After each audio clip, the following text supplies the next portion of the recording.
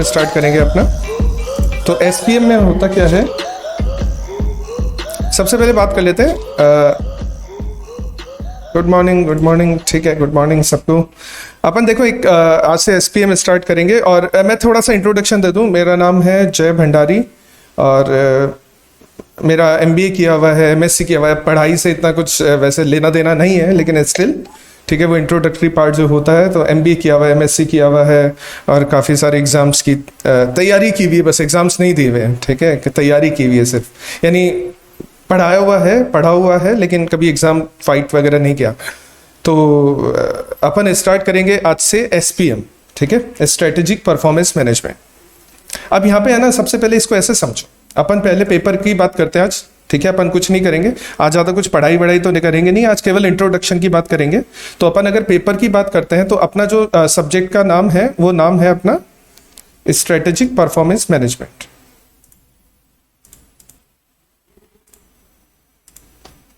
अपना जो सब्जेक्ट का नाम है वो है strategic performance management.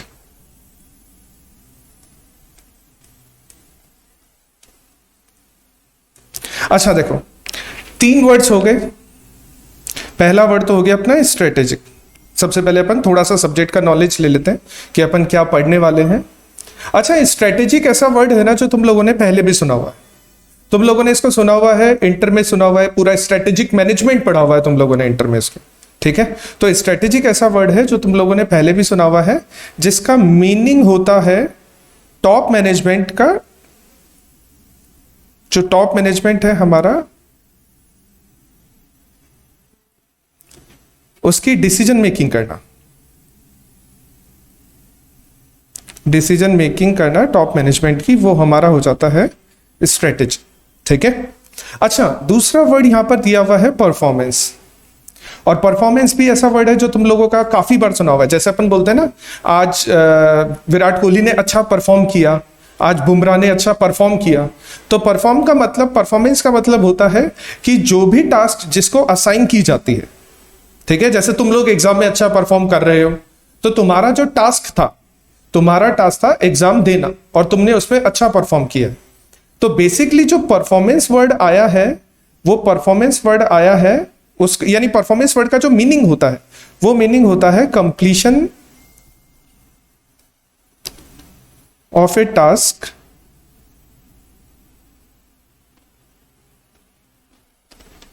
Effectively and efficiently. किसी भी टास्क को इफेक्टिवली और एफिशिएंटली कंप्लीट करना, ठीक है। बहुत सारे स्टूडेंट एग्जाम में पास होते हैं, बहुत सारे पास होते हैं, ठीक है। बहुत सारे क्रिकेटर हैं, वो बैट्समैन हैं जो रन्स बनाते हैं, बहुत सारे बॉलर हैं जो बॉलिंग अच्छी करते हैं, बहुत सारे हैं लोग, ठीक है। लेकिन जो भी बंदा, ऐसा तो नहीं है कि हर मैच में हर कोई अच्छा परफॉर्म करेगा। किसी मैच में किसी एक्स पर्सन ने अच्छा परफॉर्म किया, यानी उसने इफेक्टिव और एफिशिएंट परफॉर्म किया, तो हम बोलेंगे कि उसकी परफॉर्मेंस ज्यादा बेटर है। तो परफॉर्मेंस का मतलब है हम किसी भी टास्क को इफेक्टिवली और एफिशिएंटली किस तरह से कंप्लीट करते हैं, वो हमारी परफॉर्मेंस है। और मैनेजमेंट का मीनिंग है यहां पर, और तुम लोगों का मैनेजमेंट भी पढ़ा हुआ, ठीक है। और यहां पर अपने मैनेजमेंट का मीनिंग होता है कि जो भी हमारी ऑर्गेनाइजेशन में लोग काम करते हैं, या जो भी हमारे पास में रिसोर्सेज है, उन रिसोर्सेज को किस तरह से यूटिलाइज करोगे। यानी आपके पास में, जैसे अपन बात करते हैं ना कि भाई कोहली अच्छी बैटिंग करता है या धोनी अच्छी बैटिंग करता है, तो उनको कौन सी पोजीशन मिलनी चाहिए। स्टार्ट करेंगे भाई अपने शिखर धवन और रोहित शर्मा स्टार्ट करेंगे, तो वो क्या है, वो मैनेजमेंट है। बैटिंग सब लोग अच्छी करते हैं, रोहित शर्मा भी अच्छी बैटिंग करता है, शिखर धवन भी अच्छी बैटिंग करता है, विराट कोहली भी अच्छा परफॉर्म, अपन यहाँ पे परफॉर्म की बात करेंगे ना, अच्छा परफॉर्म करता है। तो अपन ये बात करेंगे कि उनमें से किसको कौन सी पोजीशन मिलने वाली है, ठीक है, क्योंकि वो उस पोजीशन पर सबसे अच्छा परफॉर्म करता होगा। जैसे कोहली कभी ओपनिंग नहीं करता है, या धोनी ओपनिंग में नहीं आता है, या और कोई जैसे कि स्टार्टिंग वाले ओवर स्पिनर से नहीं करवाए जाते हैं। तो यहां पर क्या हो गया, मैनेजमेंट का मतलब हो गया कि आपके पास में जो रिसोर्सेज है वो परफॉर्म तो करने वाले हैं, लेकिन आप उन रिसोर्सेज को किस तरह से यूटिलाइज करोगे, ठीक है, तो मैनेजमेंट का मतलब है utilization, optimum utilization of resources.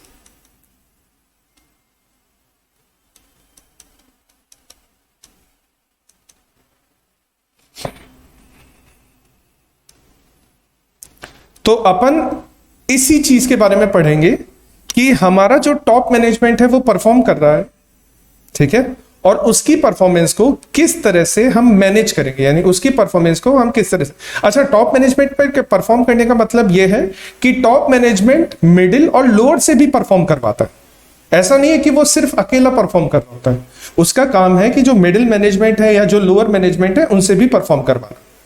तो यहां पर अपन इस सब्जेक्ट में पढ़ेंगे कि हम जो परफॉर्मेंस कर रहे हैं उस परफॉर्मेंस को हम किस तरह से एफिशिएंट बनाएंगे, उस परफॉर्मेंस को हम किस तरह से इफेक्टिव बनाएंगे, उस परफॉर्मेंस के लिए हम अपने रिसोर्सेज को किस तरह से यूटिलाइज करेंगे ताकि हम हमारी ऑर्गेनाइजेशन में जो कॉस्ट लगने वाली है उसको हम सेव कर सके। देखो, ऑर्गेनाइजेशन का कोई मोटिव है या नहीं है, लेकिन हर एक ऑर्गेनाइजेशन का अल्टीमेटिव मोटिव है। हाँ ठीक है निखिल, वीडियो ऑफ रहेगी, ठीक है, तो वीडियो क्या कोई ऐसी प्रॉब्लम नहीं आने वाली है, ठीक है, समझिए, तो समझने वाली चीजें सब। तो हर एक ऑर्गेनाइजेशन का अल्टीमेटली जो मोटिव होता है ना, वो होता है प्रॉफिट कमाना, ठीक है। बिना प्रॉफिट कमाए कोई भी ऑर्गेनाइजेशन सरवाइव नहीं कर सकती है, बिना प्रॉफिट कमाए किसी भी ऑर्गेनाइजेशन की ग्रोथ नहीं हो सकती है, बिना प्रॉफिट कमाए कोई भी ऑर्गेनाइजेशन स्टेबल नहीं हो सकती है। तो अल्टीमेटली ऑर्गेनाइजेशन का मोटिव होता है प्रॉफिट कमाना, प्रॉफिट अर्न करना, ठीक है। अब वो प्रॉफिट अर्न करने के लिए उसके अपने रिसोर्सेज का ऑप्टिमम यूटिलाइजेशन करना पड़ेगा, और उसके लिए अपने जो ऑर्गेनाइजेशन में काम करने वाले लोग हैं या काम करने में जो रिसोर्सेज मशीनरी वगैरह यूज करते हैं उनको उनका ऑप्टिमाइज परफॉर्मेंस देना पड़ेगा। अगर सब लोग अपना ऑप्टिमम परफॉर्मेंस देते हैं तो रिजल्ट हमारे फेवर में होता है। तो हम इस सब्जेक्ट में यही सब चीजें पढ़ेंगे। अच्छा, अब ये सब्जेक्ट है ना अपना है पेपर नंबर 20 है, ठीक है, फाइनल में है अपना पेपर नंबर 20 ये सब्जेक्ट। और इस पेपर में है ना 2 अलग अलग पेपर्स इंक्लूड है यहाँ पर। एक पेपर तो है अपना एसपीएम जो मैं पढ़ाऊंगा, और एक पेपर है अपना यहाँ पे बीवी, तुम्हें दिख रहा होगा यहाँ, ठीक है। एसपीएम और बीवी 50-50 मार्क्स के हैं दोनों।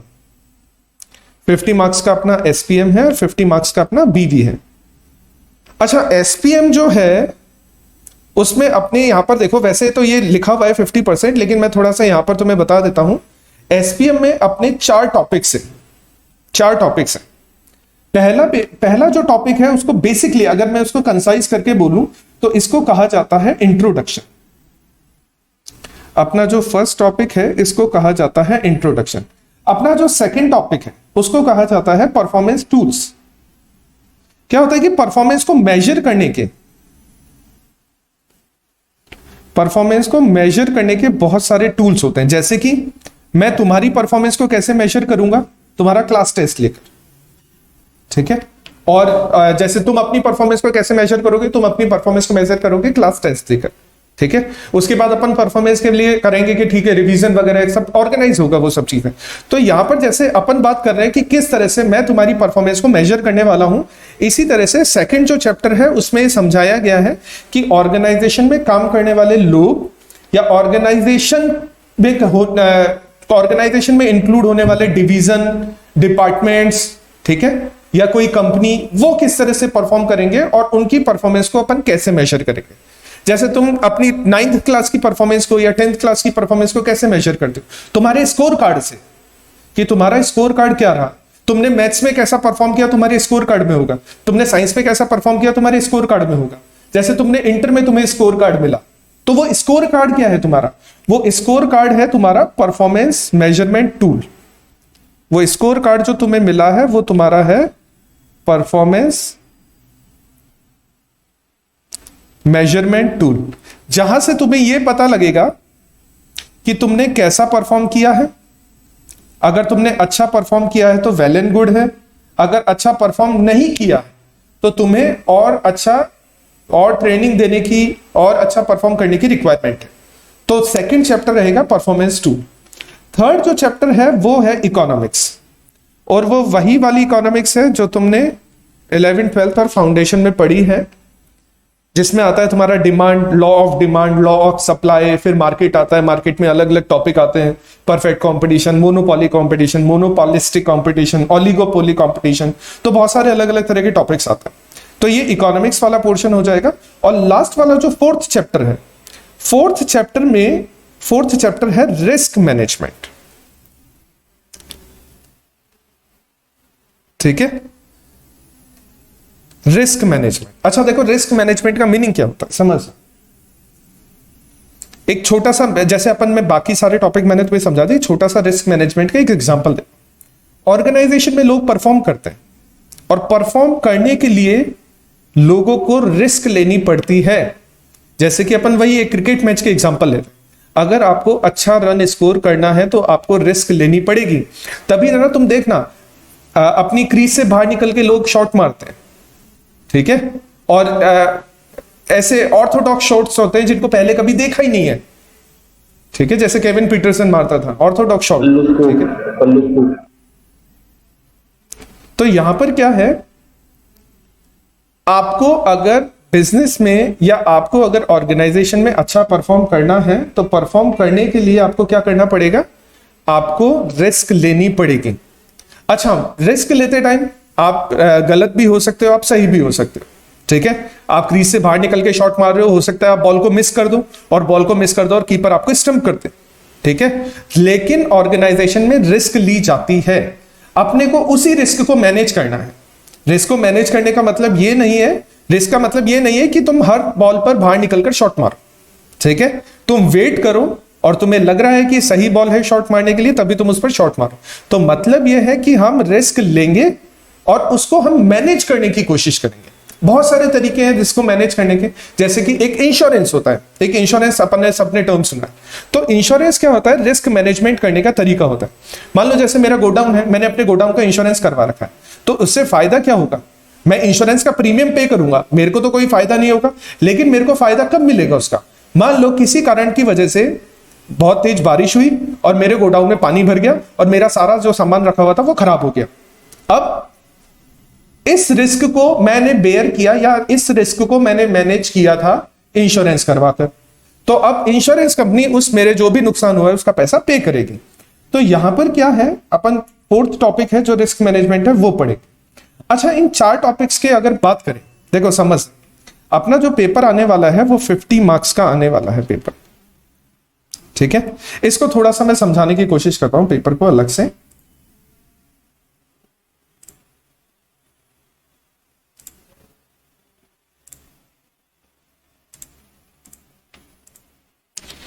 अपना जो पेपर है ना वो होने वाला है 50 मार्क्स का।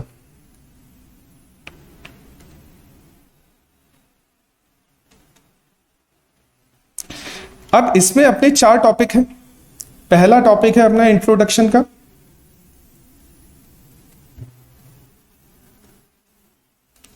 दूसरा टॉपिक है अपना परफॉर्मेंस मेजरमेंट टूल्स। ठीक है, तो मैं इसको PMT बोल देता हूं। तीसरा टॉपिक है हमारा इकोनॉमिक्स का, और लास्ट जो टॉपिक है वो है हमारा रिस्क मैनेजमेंट का।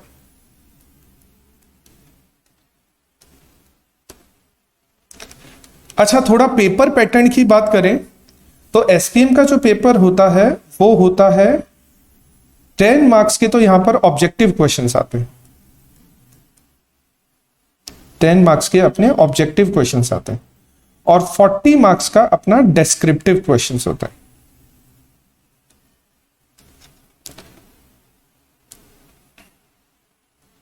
फोर्टी मार्क्स के अपने डेस्क्रिप्टिव क्वेश्चंस होते हैं। ठीक है, अच्छा 10 मार्क्स के जो ऑब्जेक्टिव क्वेश्चंस आते हैं ना वो आते हैं चूज द करेक्ट आंसर वाले। ठीक है, तो चूज द करेक्ट आंसर वाले 5 क्वेश्चंस होते हैं, 2 मार्क्स ईच, तो ऐसे वो 10 हो जाते हैं। और जो 40 मार्क्स के डेस्क्रिप्टिव क्वेश्चन आते हैं उनमें 3 क्वेश्चंस होते हैं, question number 2, question number 3, question number 4, ऐसे 3 क्वेश्चन होते हैं। ठीक है, क्वेश्चन नंबर जो 2 है, मोस्ट प्रोबेबली मैं ट्रेंड की बात कर रहा हूं। देखो मैं है ना ऐसा तो नहीं हूं कि मैं भगवान हूं, मैं तुम्हें बता दूंगा कि पेपर में क्या आने वाला है क्या नहीं आने वाला है। मैं अगर ट्रेंड की बात करूं, और सारे टीचर्स ट्रेंड से ही बात करते हैं, तो अगर मैं तुम्हें ट्रेंड्स की बात करूं तो सेकंड जो क्वेश्चन होता है वो होता है थ्योरी का, 20 मार्क्स का। थर्ड जो क्वेश्चन होता है वो होता है प्रैक्टिकल का, 20 मार्क्स का। और फोर्थ जो क्वेश्चन होता है वो होता है थ्योरी का।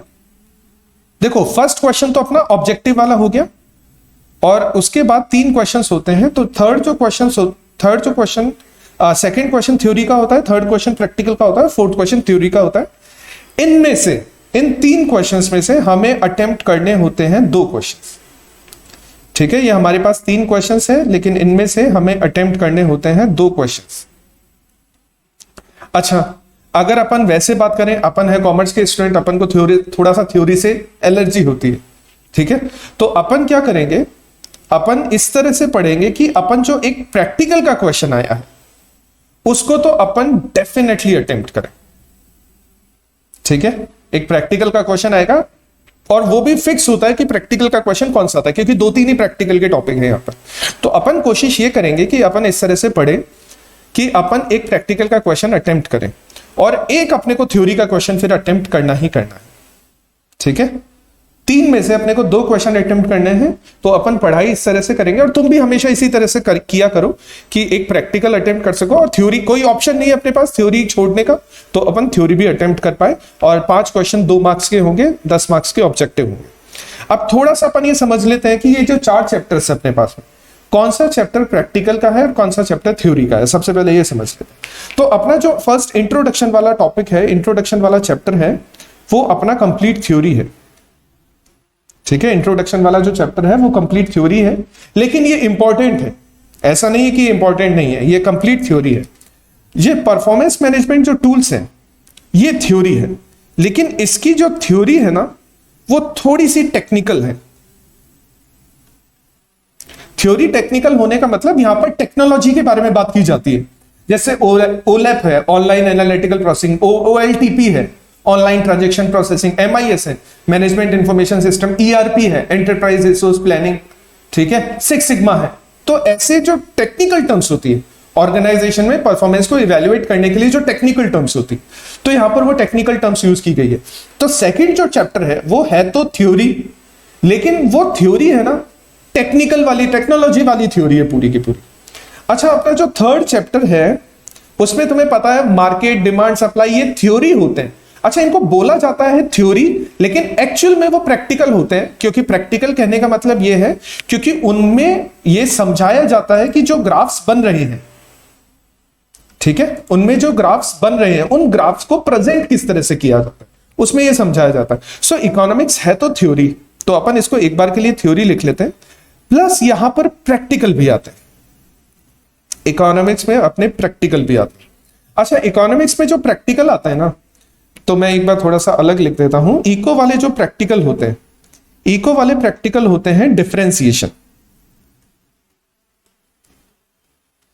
अच्छा, तुम में से काफी सारे स्टूडेंट ने 11th-12th में मैथ्स पढ़ी है, तो तुम लोगों ने डिफरेंशिएशन पढ़ा होगा वहां पर। अच्छा, एक तो क्वेश्चन यहां पर इंटीग्रेशन के भी होते हैं, ठीक है, लेकिन मेनली जो क्वेश्चन है यहां पर वो डिफरेंशिएशन के क्वेश्चन होते हैं, और इससे 100% क्वेश्चन आता है। ये जो इंटीग्रेशन डिफरेंशिएशन है, इससे 100% क्वेश्चन आता है अपने 10 मार्क्स का, 100%। ठीक है, तो अपने को ये प्रैक्टिकल इकोनॉमिक्स में मिलेगा। तो इकोनॉमिक्स में थ्योरी भी होती है, इकोनॉमिक्स में प्रैक्टिकल भी होता है, और 100% है, 100% डिफरेंशिएशन का क्वेश्चन हमको एग्जाम में मिलेगा ही मिलेगा। और लास्ट है अपना यहां पर रिस्क मैनेजमेंट। तो रिस्क मैनेजमेंट में भी अपना थ्योरी और प्रैक्टिकल दोनों होता है। रिस्क मैनेजमेंट भी थ्योरी और प्रैक्टिकल दोनों है यहां पर। ठीक है, टेक्निकल पढ़ने में है ना इंटरेस्ट उन्हीं को आता है जिनको थोड़ा सा टेक्नोलॉजी में इंटरेस्ट होता है। ठीक है, आज मैं तुम्हें ऐसे पढ़ाऊं कि सॉफ्टवेयर क्या होता है, हार्डवेयर क्या होता है, तुम्हें मजा नहीं आएगा। बोले हमें पता है कि सॉफ्टवेयर क्या होता है, हमें पता है कि हार्डवेयर क्या होता है, हमें पता है कि 105 की होती है एक कीबोर्ड के अंदर, स्टैंडर्ड कीबोर्ड के अंदर, तो तुम्हें पढ़ने में मजा नहीं आएगा। लेकिन मैं तुम्हें फिर फंक्शंस के बारे में समझाऊंगा कि पीजी डाउन का मतलब क्या होता है, ठीक है, पीजी अप का मतलब क्या होता है, एंड का मतलब क्या होता है, तो तब फिर ठीक है, जिसको इंटरेस्टिंग लगता है टेक्नोलॉजी उसको इंटरेस्टिंग लगेगा, ठीक है। ये सब अपने अपने चॉइस की बात होती है, अपने अपने चॉइस की बात होती है। जैसे है ना, मुझे हिस्ट्री पढ़ने में इंटरेस्ट आता है, मुझे हिस्ट्री पढ़ने में बहुत इंटरेस्ट आता है, तो मेरे को लगती है हिस्ट्री इंटरेस्टिंग। लेकिन तुम लोग अगर हिस्ट्री पढ़ने के लिए बोल दोगे मैं, तो तुम्हें अच्छा नहीं लगेगा, तुम्हें मजा नहीं आएगा, हिस्ट्री पढ़ने में इंटरेस्ट नहीं है। वो अपने अपने चॉइस की बात होती है। तो किसी को टेक्नोलॉजी पढ़ने में मजा आता है, किसी को नहीं आता है टेक्नोलॉजी पढ़ने में। लेकिन ठीक है, स्टिल तुम्हें नई चीजें सीखने को मिलेगी। अगर तुम टेक्नोलॉजी के बारे में पढ़ते हो, तुम्हें सीखने को मिलेगा कि हम जो ऑनलाइन पैसा पेमेंट करते हैं, तो पैसे को पेमेंट करने के बाद वो किस तरह से कस्टमर से आप जहां से सामान मंगवाते हो सप्लायर तक, वहां तक वो पैसा कैसे पहुंचता है। ऑनलाइन सारा ट्रांजेक्शन वहां की बात की जाती है उसके अंदर, ठीक है। वो सब ठीक है, इंटरेस्टिंग है थोड़ा सा। अच्छा, ये जो 4th चैप्टर है अपना रिस्क मैनेजमेंट, इसका भी मैं थोड़ा सा थ्योरी का तुम्हें बता देता हूं और प्रैक्टिकल का बता देता हूं। रिस्क मैनेजमेंट का जो प्रैक्टिकल है, इसमें 2 प्रैक्टिकल पोर्शन होते हैं या 2 प्रैक्टिकल क्वेश्चन होते हैं। एक प्रैक्टिकल क्वेश्चन होता है यहां पर ऑल्टमैन मॉडल। ये ऑल्टमैन मॉडल एक होता है NCAER मॉडल। ये है ना, ये दोनों मॉडल FM से रिलेटेड है। FM जो फाइनेंशियल मैनेजमेंट है, अपन FM पढ़ते हैं, उससे रिलेटेड है ये दोनों मॉडल। इसका भी 100% 10 मार्क्स का क्वेश्चन आता है। तो मैंने तुम्हें बताया था ना, एक प्रैक्टिकल का क्वेश्चन आता है 20 मार्क्स का। तो इस 20 मार्क्स के प्रैक्टिकल में इकोनॉमिक्स 10 और रिस्क मैनेजमेंट 10, इस तरह से ये प्रैक्टिकल का क्वेश्चन बनता है, ठीक है।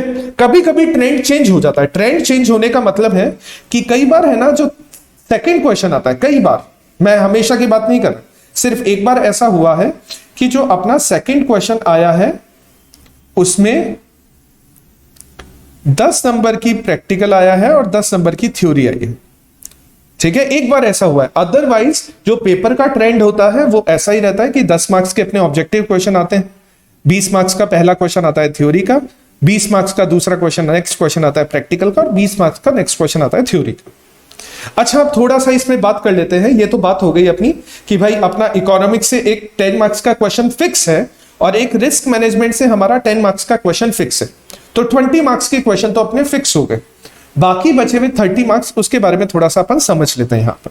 तो उसको समझने के लिए यहां पर ये एक बार ये समझना, यहां पर जो ट्रेंड है उस ट्रेंड के अकॉर्डिंग एवरेज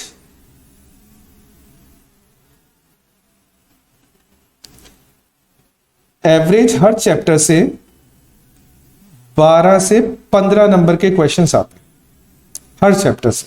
क्योंकि 50 नंबर का पेपर होता है, 4 चैप्टर है, तो एवरेज अपन मान ले तो 12 नंबर का एक क्वेश्चन आता है। अब समझना, इकोनॉमिक्स में 10 नंबर का अपना प्रैक्टिकल आ गया।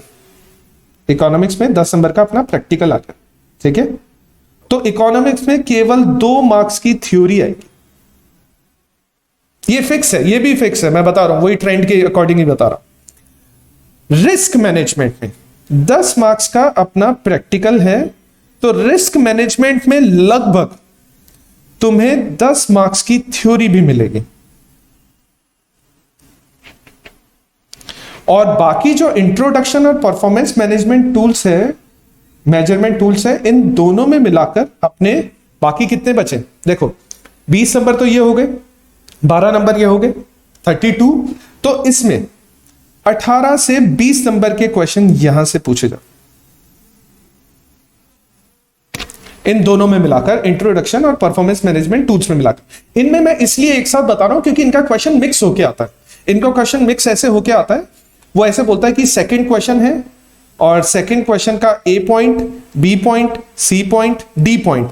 तो इसमें ऐसा कर देता है कि ए पॉइंट डाल देगा इंट्रोडक्शन से, बी पॉइंट डाल देगा इंट्रोडक्शन से, सी पॉइंट डाल देगा परफॉर्मेंस मैनेजमेंट टूल से, और इसमें डी पॉइंट डाल देगा परफॉर्मेंस मेजरमेंट टूल्स। इस तरह से मिक्स होके आता है इसमें क्वेश्चन, ठीक है। तो इस तरह से अपना जो पेपर है वो रहता है, 50 मार्क्स का पेपर रहता है, 10 मार्क्स के objective, 5 question, 2 marks each, 20 marks की थ्योरी, 20 मार्क्स की थ्योरी, 20 मार्क्स का प्रैक्टिकल। तो अगर थ्योरी को कंबाइन करें तो 40 मार्क्स और प्रैक्टिकल 20 मार्क्स। लेकिन उसमें से अपने को 2 क्वेश्चन ही अटेम्प्ट करने होते हैं। तो अपन कोशिश करेंगे मैं इतनी कोशिश करूंगा कि इंटीग्रेशन डिफरेंशिएशन बहुत, कई बार क्या होता है कि कुछ कॉम्प्लेक्स लगता है, कुछ स्टूडेंट को मुश्किल लगती है इंटीग्रेशन डिफरेंशिएशन सॉल्व करने में, लेकिन मैं कोशिश करूंगा कि मैं तुम्हें इस तरह से समझा पाऊं कि तुम इंटीग्रेशन डिफरेंशिएशन के क्वेश्चन सॉल्व कर सको और उनको अटेम्प्ट कर सको। तो अपन कोशिश करेंगे कि एक प्रैक्टिकल और एक थ्योरी का क्वेश्चन अटेम्प्ट कर सके, और उसके अलावा मैंने तुम्हें हर एक यहाँ पर जो अपने 4 चैप्टर्स है, चारों चैप्टर्स का मैंने तुम्हें वेटेज बता दिया है कि कौन सा चैप्टर कितने वेटेज का है। ऑलमोस्ट ये पेपर का ट्रेंड रहता है। अच्छा, मैं एक दो पेपर तुम्हें थोड़ा सा दिखा भी देता हूं ताकि तुम थोड़ा सा उस ट्रेंड को समझ सको।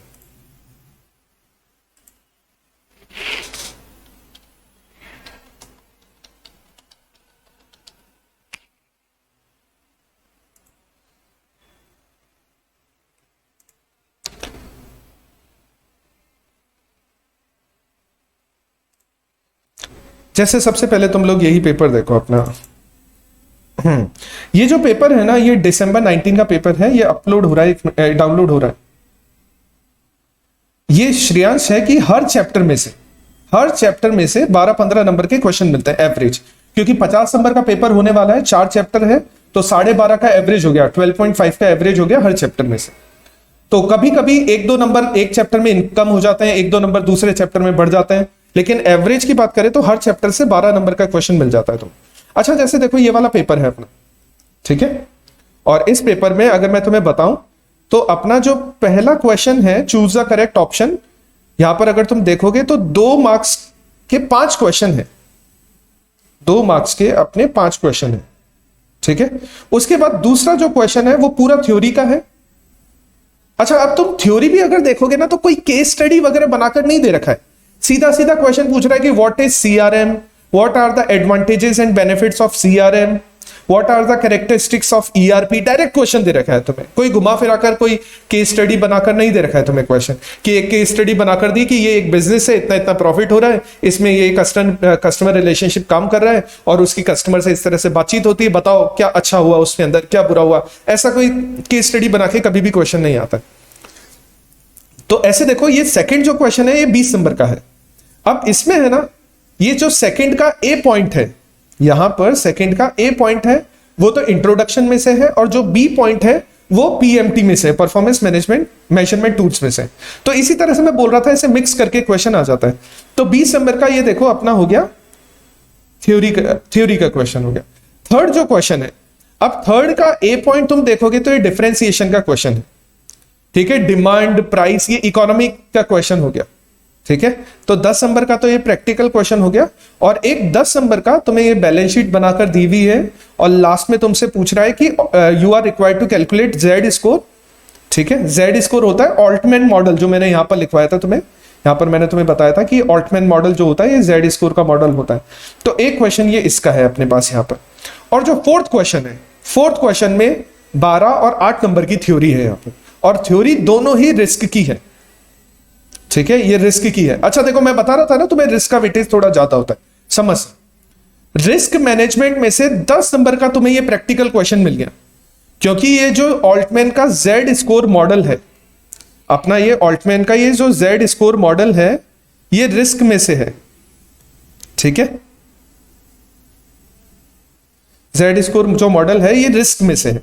तो 10 नंबर का क्वेश्चन तुम्हें रिस्क में से मिला, प्लस अगर तुम यहां पे ऑब्जर्व करोगे तो ये जो पहला क्वेश्चन है 12 नंबर का, फोर्थ का ए पॉइंट जो 12 नंबर का क्वेश्चन है, ठीक है, ये अपना रिस्क का क्वेश्चन है, ठीक है। इसमें से ये 3 नंबर आ जाता है अलग से, लेकिन 9 नंबर का तो समझना, 10 और 9 19 नंबर हो गए अपने रिस्क मैनेजमेंट में से।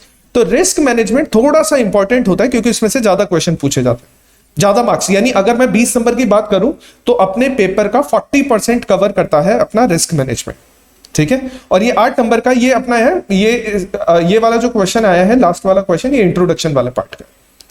तो ये है अपना पेपर पैटर्न, और ट्रेंड हमेशा इसी तरह से रहता है, ठीक है। ट्रेंड तुमने समझ लिया 50 नंबर के पेपर को किस तरह से यहां पे अपन ने डिस्ट्रीब्यूट किया। अच्छा, अब अगर बात करें तो ये है तुम्हारा मॉड्यूल, ठीक है। मॉड्यूल में तो देखो क्या होता है, बहुत सारी चीजें होती है जो काम की होती है, जो काम की नहीं होती है। मॉड्यूल में बहुत सारी चीजें होती हैं जो काम की है, जो काम की नहीं है, ठीक है। अपन पढ़ेंगे नोट्स से, मेरे जो नोट्स है यहां पर तुम्हें नोट्स मिल जाएंगे क्लास में, ठीक है, तो अपन पढ़ेंगे इन नोट से। तो देखो है ना, अगर तुम नोट्स को भी अगर ऑब्जर्व करोगे ना, तो नोट्स में सारा कुछ कवर हो रहा है, सारे टॉपिक कवर हो रहे हैं। जैसे कि मैं तुम्हें थोड़ा सा एक बार आइडिया दे देता हूं, अपन पढ़ेंगे नहीं, आज से स्टार्ट नहीं करेंगे, लेकिन नोट्स में अगर तुम देखोगे तो जैसे अपन पहले चैप्टर की बात करें तो पहला चैप्टर है, पहले इंट्रोडक्शन किया, इंट्रोडक्शन के बाद आया प्रोडक्टिविटी एंड एफिशिएंसी, उसके बाद आया फाइनेंशियल परफॉर्मेंस एनालिसिस, उसके बाद में आया अपना सप्लाई चेन मैनेजमेंट, उसके बाद में आया अपना कस्टमर रिलेशनशिप मैनेजमेंट, और उसके बाद में आया अपना लास्ट टॉपिक रहेगा अपने नोट्स के अंदर कस्टमर प्रॉफिटेबिलिटी एनालिसिस। ये तो हो गए नोट्स। अगर अपन मॉड्यूल देखेंगे तो मॉड्यूल में भी देखो यही है, पहला तो इंट्रोडक्शन, फिर प्रोडक्टिविटी एफिशिएंसी, फिर फाइनेंशियल परफॉर्मेंस एनालिसिस, फिर सप्लाई चेन मैनेजमेंट, फिर कस्टमर रिलेशनशिप मैनेजमेंट, और फिर कस्टमर प्रॉफिटेबिलिटी एनालिसिस। तो अपने नोट्स में है ना सब कुछ कवर हो रखा है। लेकिन मैं तुम्हें एक चीज बता देता हूं, और ये है ना, ये यूनिवर्सल है ये चीज। अगर तुम यहां पर देखोगे, मैं तुम्हें थोड़ा सा समझाने की कोशिश करता हूं, बहुत बार क्या होता है स्टूडेंट्स को कंफ्यूजन होता है नोट्स को लेकर। अगर तुम यहां पर अपना कंटेंट देखोगे सब्जेक्ट का, तो पेज नंबर 1 से स्टार्ट है, और पेज नंबर 1 से स्टार्ट होके जा रहा है 161, तो अपन ऐसा मान लेते हैं ये लगभग 170 पेजेस का कंटेंट है, 170 पेजेस का। और इसका तुम फॉन्ट साइज देखो तुम फॉन्ट साइज देखो, ठीक है। और अपने जो नोट्स हैं, तो अपने नोट्स हैं 57 पेजेस के, ठीक है, टोटल 57 पेजेस में कवर हो रहा है। तुम्हें यहां पर पता नहीं चल रहा है, लेकिन टोटल अपने नोट्स हैं वो 57 पेजेस में कवर हो रहे हैं। और अपना जो फॉन्ट है ना उससे ज्यादा बड़ा है, यानी नोट्स में जो फॉन्ट यूज किया जाता है वो 11 यूज किया जाता है, सॉरी उसमें मॉड्यूल में, और मैंने यहां पर जो नोट्स में फॉन्ट डाल रखा है वो 40 नंबर डाल रखा है, तो अपने नोट्स ज्यादा, फॉन्ट थोड़ा सा बड़ा है। तो समझ, उसके 170 पेजेस को मॉड्यूल के अपने 170 पेजेस को मैंने अपने, अगर मैं उस हिसाब से बात करूं, मैंने अपने 40 पेजेस में कन्वर्ट करने की कोशिश की है। वैसे तो 57 पेजेस है, लेकिन मैं थोड़े पेजेस कम कर रहा हूं क्योंकि मैंने फॉन्ट बड़ा दे रखा है। और अपन क्या करते हैं कि थोड़ा सा जब फॉन्ट बड़ा लिखते हैं तो अपन पैराग्राफ वाइज, और ये क्या करता है, एक पैराग्राफ के नीचे दूसरा पैराग्राफ है, इस तरह से लिखता है। तुम्हें मॉड्यूल का पैटर्न पता है, तो लगभग अपने 45 पेजेस कर लेते हैं। चलो इसको थोड़ा सा बढ़ा लेते हैं इसको। अगर अपन मॉड्यूल के ही पेजेस को अपने नोट्स के हिसाब से देखेंगे तो अपने पास 45 पेजेस का कंटेंट है। अब प्रॉब्लम यह होती है हमेशा स्टूडेंट को कि क्या सर 45 पेजेस इनफ है, और ये सही भी बात है। 170 पेजेस को हमने 45 पेजेस में कन्वर्ट कर लिया, तो क्या वो इनफ है या नहीं। तो सबसे पहले ये समझो, कोई भी टीचर, मैं अपनी ही बात नहीं कर रहा, कोई भी टीचर कभी भी ये नहीं कह सकता कि उसके नोट्स इनफ है। इनफ होने का मतलब परफेक्ट है, 100% है, एक भी क्वेश्चन उसके नोट से बाहर नहीं आएगा, एक भी क्वेश्चन, ऐसा कोई भी टीचर नहीं बोल सकता। क्योंकि तुम भी नोट्स बनाते हो, तुम्हें भी पता होता है कि जब अपन नोट्स लिखते हैं तो नोट्स लिखते टाइम अपन क्या करते हैं, बहुत सारी फालतू की बातें लगती है अपने को लगती है फालतू की बातें, तो अपन उनको स्किप कर देते हैं। बहुत सारी फालतू की बातें लगती स्किप करते रहते हैं और अपने नोट्स बना लेते हैं। अगर मान लो कि तुम्हें सारी बातें लिखनी ही है तो फिर नोट्स बनाने का क्या मतलब हुआ। फिर सारी बातें लिखनी है तो मॉड्यूल ही देख लो, मॉड्यूल ही नोट डाउन कर लो। अगर सारी बातें लिखनी है या सारे ही कंसेप्ट लिखने हैं या सारे टॉपिक्स लिखने हैं तो नोट्स बनाने का कोई मतलब नहीं है। नोट्स हमेशा होता है कि जो भी अपन पढ़ने वाले हैं उसको अपन ने कंसाइज फॉर्म में, उसको अपन ने शॉर्ट फॉर्म में कैसे प्रेजेंट कर रखा है। तो नोट्स जो होते हैं ना वो 100% पेपर को कभी भी कवर नहीं करते। 100% पेपर को कभी भी कवर नहीं करते हैं नोट्स। इवन कई बार तो मॉड्यूल भी कवर नहीं करता है। अपन ऐसे बोलते हैं ना कि कोर्स से बाहर आ गया ये क्वेश्चन, अपने कोर्स में था ही नहीं और ये क्वेश्चन आ गया कोर्स से बाहर। तो इसका मतलब ये नहीं है कि मॉड्यूल कवर नहीं कर सकता, करता था लेकिन मॉड्यूल में वो गिवन नहीं था तो मॉड्यूल भी अपना कवर नहीं कर पा रहा है। तो नोट्स कभी भी 100% क्वेश्चंस को, पेपर को, जो अपना फाइनल पेपर होने वाला है उसको कभी भी 100% कवर नहीं करेंगे। लेकिन अपने पास में कुछ एडवांटेजेस होते हैं। एडवांटेजेस क्या होते हैं कि अपने क्वेश्चन डेस्क्रिप्टिव आते हैं, और जब अपने डेस्क्रिप्टिव क्वेश्चन आते हैं और उसमें भी अपने पास में ऑल्टरनेटिव्स होते हैं कि कोई बात नहीं, एक क्वेश्चन नहीं आ रहा तो आप दूसरा क्वेश्चन अटेम्प्ट कर लो, ऑल्टरनेटिव्स होते हैं, तो अपने को कोई प्रॉब्लम नहीं आती। जैसे मान लो अभी मैंने जो पेपर दिखाया, वैसे तो है ना वो मेरा ये जो पेपर है ना ठीक है, ये पूरा पेपर मेरे नोट्स में कवर हो रहा है, पूरा पेपर मेरे नोट्स में कवर हो रहा है ये वाला। अच्छा ध्यान रखना, मेरे नोट्स में सिर्फ थ्योरी है, प्रैक्टिकल में अलग से नोट्स है, प्रैक्टिकल बात। और नोट्स नहीं है अलग से, नोट्स क्या है, वो क्वेश्चंस है, उन क्वेश्चंस को अपन सॉल्व करेंगे, वो अलग है। तो यहां पर है ना, वैसे तो पूरा कवर हो रहा है, मैं अगर तुम्हें दिखाऊंगा तो क्वेश्चन अपने पेपर में सीआरएम भी मिलेगा, मेरे नोट्स में सीआरएम भी मिलेगा, एडवांटेज डिसएडवांटेजेस भी मिलेगी, ईआरपी भी मिलेगा, फेलियर्स भी मिलेंगे ईआरपी के, तो अवेलेबल सब कुछ होगा। लेकिन कभी कभी क्या होता है कि कई बार ऐसा क्वेश्चन आ जाता है जो नोट्स में नहीं होता। कोई बात नहीं, कंफ्यूज मत हो, कंफ्यूज कभी भी नहीं हो रहा। दो थ्योरी के क्वेश्चन है, दोनों ही ऐसे नहीं हो सकते कि नोट्स में नहीं है, ऐसा नहीं हो सकता कभी। लेकिन मैंने तुम्हें बताया ना, ये अपने पास एडवांटेज है, अपने पास एडवांटेज होता है डेस्क्रिप्टिव क्वेश्चन का, जो ऑल्टरनेटिव्स होते हैं, जिनमें अपने ऑल्टरनेटिव्स गिवन होते हैं कि अपन दो डेस्क्रिप्टिव क्वेश्चन में से एक डेस्क्रिप्टिव क्वेश्चन को चूज करें, ठीक है। प्लस डिसएडवांटेजेस कब होता है नोट्स का, नोट्स में प्रॉब्लम कब होना स्टार्ट होती है।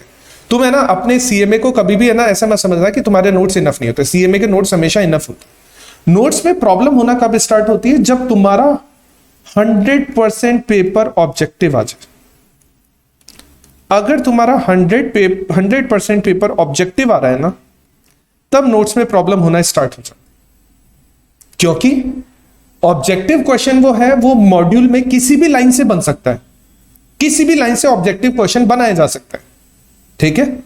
तो जब हम नोट्स पढ़ते हैं तो नोट्स में हमने पूरा मॉड्यूल नहीं पढ़ा, हमने उसको कंसाइज फॉर्म में पढ़ा, तो हमारे को प्रॉब्लम आई अगर 100% अपना ऑब्जेक्टिव पेपर होता है तो यहां पर अपने सीएमए का जो पेपर है वो 100% ऑब्जेक्टिव नहीं होता है, तो अपने को इस चीज का फायदा मिलता है, ठीक है। तो अगर मैं बात करूं अपने को क्या पढ़ना चाहिए एसपीएम के अंदर, मेरे हिसाब से मैं जो तुम्हें क्लास नोट्स दूंगा वो क्लास नोट्स इनफ होते हैं एसपीएम की थ्योरी के लिए।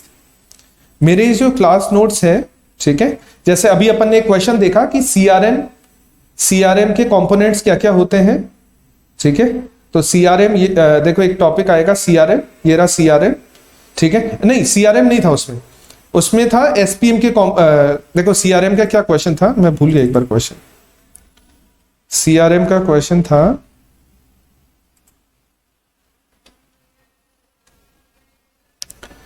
What is CRM, advantages of CRM. तो देखो अपना जो उस क्वेश्चन के हिसाब से अपने नोट्स में है, तो नोट्स में व्हाट इज सीआरएम, तो सीआरएम का ऊपर इंट्रोडक्शन आ ही गया, ये जो स्टार्टिंग में दिया हुआ है ये सीआरएम का इंट्रोडक्शन है, यहां पर ये वाला सब इंट्रोडक्शन है सीआरएम का।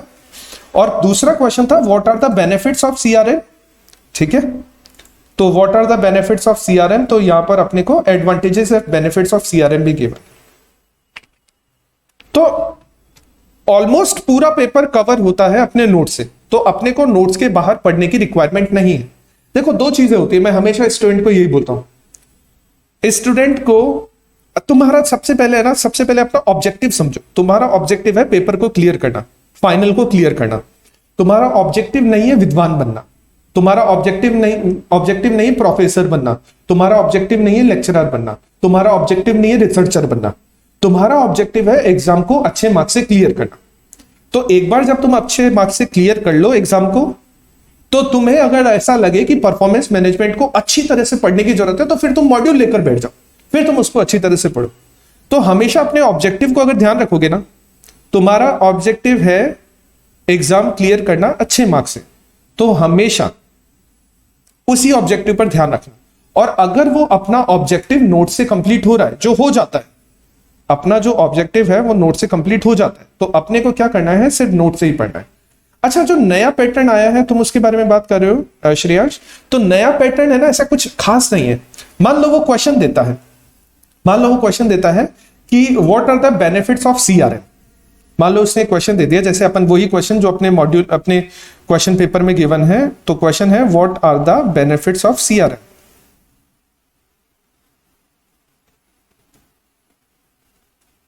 ठीक है, तो उसके नीचे वो क्या करेगा, वो ऐसे 5-7 लाइन बनाकर दे देगा कि तुम्हें इन 5-7 लाइन में वो अपने ऑब्जेक्टिव लिखने, बेनिफिट्स लिखने, जो भी तुम्हारे बेनिफिट्स है वो 5-7 लाइन में लिखना। तो तुम्हारे को दे देगा। वो लास्ट टाइम भी ऐसा ही था, लास्ट टाइम ऐसा नहीं था कि लास्ट टाइम ऐसा पेपर पैटर्न नहीं था, लास्ट टाइम भी ऐसा ही पेपर पैटर्न था इंग्लिश मीडियम वालों के लिए, उनको टाइप ही करना पड़ता था। तो बस ऐसा ही पेपर आएगा, डायरेक्ट क्वेश्चन आएगा और डायरेक्ट क्वेश्चन का तुम्हें डायरेक्ट आंसर लिखना पड़ेगा। जैसे मान लो तुम्हें 5-6 लाइन दे रखी है, तो हर एक लाइन में एक एक बेनिफिट लिख दो, एक बेनिफिट यहां लिख दो, एक बेनिफिट यहां लिख दो, एक बेनिफिट यहां लिख दो, एक बेनिफिट यहां लिख दो, एक बेनिफिट यहां लिख दो, एक बेनिफिट यहां लिख दो, जैसा अपन ने मैंने बताया था तुम्हें अभी। जैसे ये बेनिफिट्स दे रखे हैं यहाँ पे काफी सारे, तो एक एक करके 5-7 बेनिफिट्स लिख दो यहाँ पर, ठीक है। तो नया पेपर पैटर्न ऐसा कुछ खास नहीं है, खास एसपीएम के लिए नहीं है। नया जो पेपर पैटर्न है ना, वो मैटर करेगा अकाउंट्स, कॉस्टिंग जैसे सब्जेक्ट्स में, क्योंकि अकाउंट्स और कॉस्टिंग जैसे सब्जेक्ट में क्या होगा, तुम्हें परफॉर्मा बनाकर दिया जाएगा और तुम्हें वो वैल्यूज उस परफॉर्मा में ही फिल करनी पड़ेगी। जैसे मान लो तुम्हें वो बैलेंस शीट बनाकर दे देगा, ठीक है, और तुम्हें यहां पे बोल देगा कि भाई ये अपनी असेट्स है, ये लायबिलिटीज है, तो असेट्स में वो कुछ असेट्स लिख देगा और वो बोलेगा कि अब कैलकुलेशन करके उनके अमाउंट्स यहां पे लिख दो तुम। वो ये तो तुम्हें क्वेश्चन पेपर में देगा, ये तो गिवन होगा और ये तुमसे फिल करने को कहेगा इस तरह से। तो वो नया जो पेपर पैटर्न है ना, वो मैटर करेगा कॉस्टिंग या अकाउंट्स या ऐसा कोई सब्जेक्ट या ऐसा कोई टॉपिक जिसमें एक पर्टिकुलर स्पेसिफिक परफॉर्मा फॉलो किया जाता हो, उसमें मैटर करेगा। थ्योरी वाला क्वेश्चन है उसमें मैटर नहीं करेगा। इंटीग्रेशन डिफरेंशिएशन है उसमें मैटर नहीं करेगा, क्योंकि इंटीग्रेशन डिफरेंशिएशन का कोई स्पेसिफिक परफॉर्मा नहीं होता है, वो तो हमें सॉल्व करना पड़ता है, ठीक है। मान लो ऐसा दिया गया कि एक्स क्यूब को डिफरेंशिएट करो, तो मैं इसको लिखूंगा 3x², इसका कोई परफॉर्मा नहीं होगा, तो वो मेरे को सॉल्व करना पड़ेगा वहां पर, ठीक है। तो अगर डिफरेंशिएशन करने को बोलता है, या मेरे को अगर वो मॉडल फॉलो करने को कहेगा कि ऑल्टमैन जेड का मॉडल फॉलो करो या एनसीएआर मॉडल फॉलो करो, तो उसमें फॉर्मूला होता है, उसमें फॉर्मूले होते हैं, तो अपने को फॉर्मूले लिखने पड़ेंगे अलग से। तो वो पूछ लेगा, वहां पर वैल्यूज होती है कि x1 की वैल्यू बताओ, तो वो 4 ऑप्शन दे देगा कि इन 4 में से कौन सी वैल्यू x1 की है, ठीक है। 4 वैल्यूज दे देगा कि कौन सी वैल्यू x2 की। हाँ बिल्कुल, अगर कॉस्टिंग का या अकाउंट्स का परफॉर्मा इस तरह से, तो वो यहाँ पे असेट्स लिखेगा, एक एक असेट लिखेगा, वो यहाँ पर एक एक लाइबिलिटीज लिखेगा। पहले तो जैसे इस तरफ तुम लाइबिलिटीज लिखते हो लेफ्ट हैंड साइड पर, तो एक एक लाइबिलिटी लिखेगा यहाँ पर, ठीक है। फिर इधर एक एक असेट लिखेगा कि भाई अपना प्लांट एंड मशीनरी लिख देगा, उसके जगह खाली छोड़ देगा यहाँ पर, इसको फिल करना है तुम्हें इस जगह को। उसके बाद जैसे लिख देगा कैश लिख देगा, तो तुम्हें उस जगह को फिल करना है। जैसे डेटर्स लिख देगा, तो तुम्हें उस जगह को फिल करना है वहां पर, इसको फिल करना पड़ेगा और ये तुम्हें गिवन होगा, ये वाला गिवन होगा तुम्हें। तो नया परफॉर्मा ऐसा कुछ खास नहीं है, ऐसा ही परफॉर्मा है, कुछ ऐसा कुछ प्रॉब्लमेटिक नहीं है। तो अगर मैं एसपीएम की बात करूं, तो एसपीएम में अपने जो नोट्स होते हैं वो इनफ होते हैं। अच्छा, उसमें क्या इंपॉर्टेंट है, तो नोट्स में 170 पेज के नोट्स मैंने 45 पेज में कवर अप कर रखे हैं, तो सारे ही इंपॉर्टेंट, इसमें अपन कोई भी टॉपिक नहीं छोड़ेंगे। तो एसपीएम में अपने नोट्स काफी रहेंगे अपने पेपर के हिसाब से, और अपने को नोट्स में कुछ भी, क्योंकि बहुत सारे स्टूडेंट का बाद में क्वेश्चन होता है कि सर नोट्स में भी कुछ इंपॉर्टेंट हो तो बता दो। तो नोट्स में जो इंपॉर्टेंट है वो सारा कुछ इंक्लूड है नोट्स के अंदर, नोट से बाहर कुछ नहीं है। मतलब यह है कि अगर तुम मेरे से मॉड्यूल में पूछते तो मैं इंपॉर्टेंट बता देता, लेकिन मैंने इंपॉर्टेंट टॉपिक्स को मॉड्यूल में से उठाकर नोट्स में डाला है, तो नोट्स सारे ही इंपॉर्टेंट होते हैं। तो नोट्स में से कभी कुछ ऐसा नहीं होता है स्पेसिफिकली कि कुछ इंपॉर्टेंट हो। जैसे मैंने तुम्हें बताया यहां पर कि जब अपन प्रैक्टिकल क्वेश्चन करेंगे, तो मैंने तुम्हें बताया कि ये 2 चीजें तो हमेशा आएगी क्वेश्चन पेपर, इन 2 चीजों को अपन कभी भी अवॉइड नहीं कर सकते। लेकिन समझना तुम एक चीज, अपन हो सकता है कि 3 में से 2 क्वेश्चन अटेम्प्ट करने के लिए अपन रिस्क मैनेजमेंट को पूरी तरह से अवॉइड कर दें। पढ़ेंगे अपन, ऐसा नहीं है, पढ़ेंगे अपन, जैसे तुम समझना। अभी क्या हुआ कि एक प्रॉब्लम हुई, मैं तुम्हें एक एग्जांपल से समझाता हूं। अभी तुम लोगों ने भी सुना होगा कि आरएएस के एग्जाम हो रहे हैं, ठीक है, और 2018 का रिजल्ट अभी कुछ दिन पहले ही आया था, और आरएएस 2021 के एग्जाम स्टार्ट होने वाले हैं।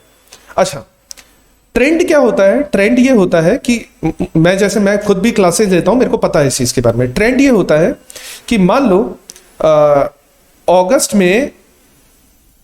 में आरपीएससी ने फॉर्म भरवाए, Rajasthan public service commission form भरवाए अगस्त के अंदर, ठीक है। फॉर्म भरने के लगभग 1 महीने बाद वो डेट देंगे 3 महीने बाद की, यानी वो डेट देंगे जनवरी की, कि जनवरी में अपना आरएएस का एग्जाम होने वाला है, ठीक है। प्री होता है, प्री। तो RS प्री का एग्जाम होने वाला है जनवरी के अंदर, ऐसी डेट देंगे वो, ठीक है। अच्छा, फिर स्टूडेंट के पास क्या होगा, अगस्त से लेकर जनवरी तक अपने हो गए लगभग 5 महीने हो गए, ठीक है। 6 महीने भी हो गए वैसे, अगस्त भी पूरा अपन इंक्लूड कर ले तो, लेकिन अपन मान लेते हैं। तो स्टूडेंट के पास 5 महीने का टाइम होता है और 5 महीने काफी होते हैं उसको RS प्री को कवर करने के, ठीक है। अब प्रॉब्लम क्या हुई, इस बार आरपीएससी ने अपना पैटर्न चेंज किया। आरपीएससी अगस्त में अपने फॉर्म भरवा रहा था और अगस्त में फॉर्म भरवाते भरवाते, ठीक है, अगस्त में अपने फॉर्म फिल करवा रहा था,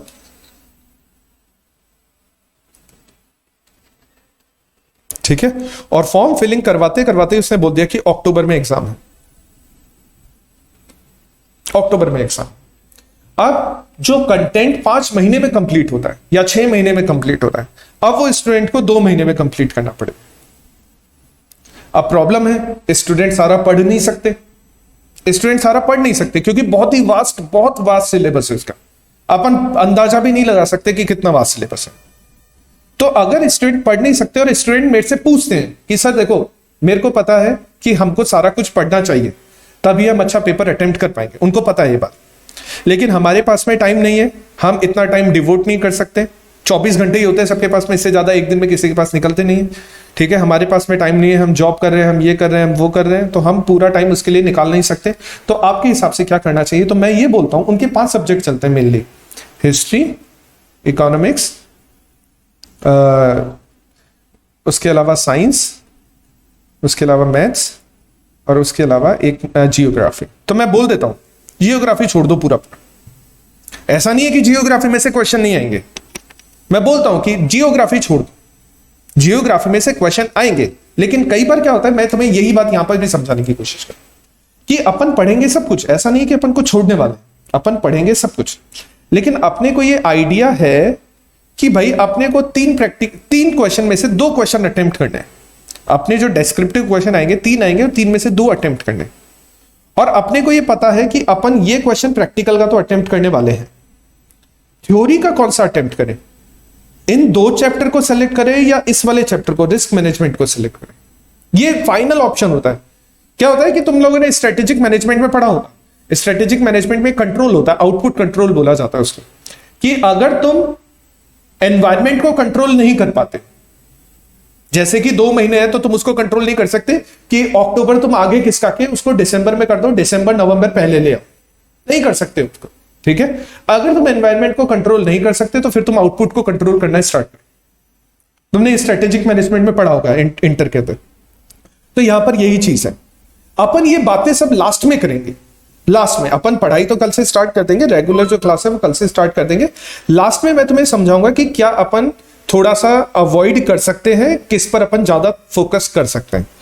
तो ये मेरी तरफ से था एसपीएम का इंट्रोडक्शन। अगर तुम्हें कुछ पूछना है इंट्रोडक्शन के बारे में तो पूछ लो, एक बार पेपर के बारे में कुछ पूछना है तो पूछ लो।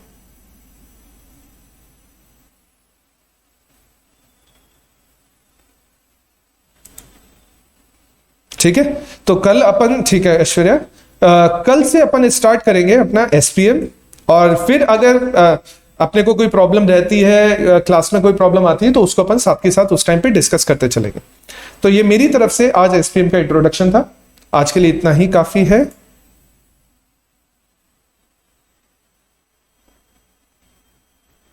मैथ्स नहीं थी तो कोई दिक्कत नहीं आएगी श्रेयांश, मैं एकदम बेसिक से स्टार्ट करूंगा।